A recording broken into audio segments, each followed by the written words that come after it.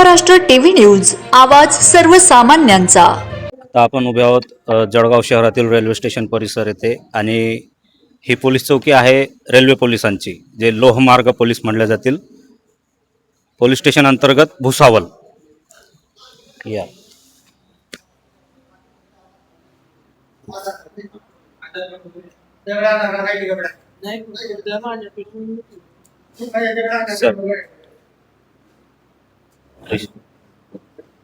आपण आता उभे आहोत रेल्वे पोलीस चौकीत।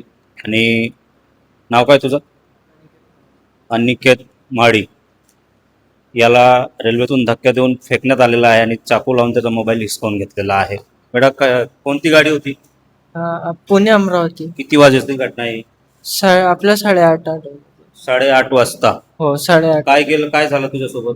मी आपल्या गेटाजवळ आला, गाडीचा ओढला, मग बाथरूमला गेला। तेव्हा मग बाहेर आल्यानंतर मला चाकू दाखवल्यानंतर फोन घेऊन हिसकून मला धक्का देऊन दिला। गाडीच्या खाली फेकून दिलं तुला? हो। तू आरडाओरड नाही का केली? नाही, ते आपलं कोणी होतं ना तिथे। कोणी नव्हतं, तू घाबरला? हो, तिथे आपलं तरी कोणी होतं ना, मग काही गाडीत गर्दी होती का?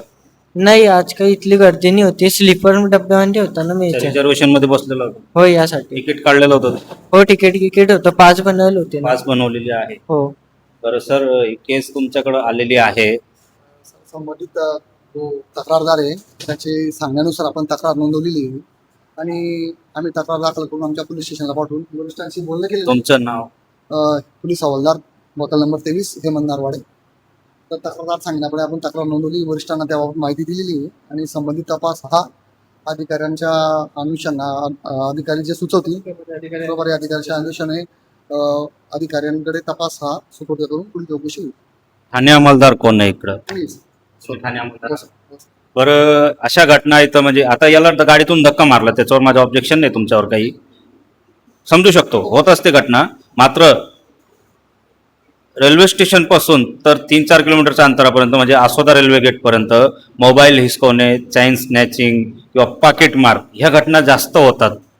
सर, शक्यतो तरी एवढं कधी एकदमच हे होत नाही आणि शक्यतो या गोष्टी आता तरी म्हणजे या खूप कमी होतात, असं एकदम होऊ नये नाही, आता तरी शक्यतो नाही। आता बऱ्याच दिवसापासून अशा गोष्टी कमी प्रमाणात होतात। असं तुमच्याकडे तक्रार कमी आली म्हणून असं म्हणतात?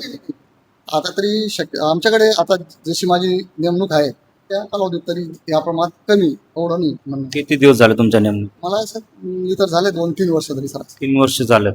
बरं, ह्या पोलीस स्टेशनला जळगाव जिल्ह्याचा हा रेल्वे स्टेशन आहे आणि हा एक पोलीस स्टेशन आहे म्हणजे लोहमार्ग पोलीस आहे। याला कर्मचारी किती आहे? सध्या तरी सर आमच्याकडे मंजुरी जी आहे ती 110च्या आसपास काही आहे वाटतं। सध्या कार्यरत किती कर्मचारी आहेत? तरी 50-60च्या आसपास आहे आणि चौकीला आम्ही आम्हाला एक प्रभारी अधिकारी म्हणून PSI दिले, 8 लोक होतो आम्ही सध्या। म्हणजे जळगाव रेल्वे स्टेशनला 8 कर्मचारी आहेत आता सध्या स्थितीत? 8 कर्मचारी आहेत ड्युटीला? दिवस रात्रपाडी मिळून। अच्छा, डे नाईट 8 कर्मचारी आहेत, म्हणजे दिवसा 4 आणि रात्रीला 4 कर्मचारी आहेत। बरोबर, पुरेसं एवढं कर्मचारी साठा? त्या अनुषंगाने डिस्ट्रिक्ट जिल्ह्याच्या मानाने खूप कमी पडतं सर। खूप कमी आहे ना?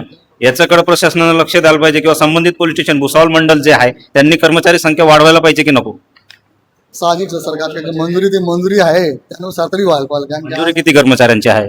110च्या आसपास 110 आणि ड्युटीला फक्त 8 कर्मचारी आहेत 24 तासासाठी, म्हणजे 12 तास 4 कर्मचारी आणि 12 तास 4 कर्मचारी, एवढ्या म्हणजे 8 कर्मचाऱ्यांना 24 तास ड्युटी हँडल करणे आणि जिल्ह्याचा रेल्वे स्टेशन आहे हे मुमकिन नाहीये।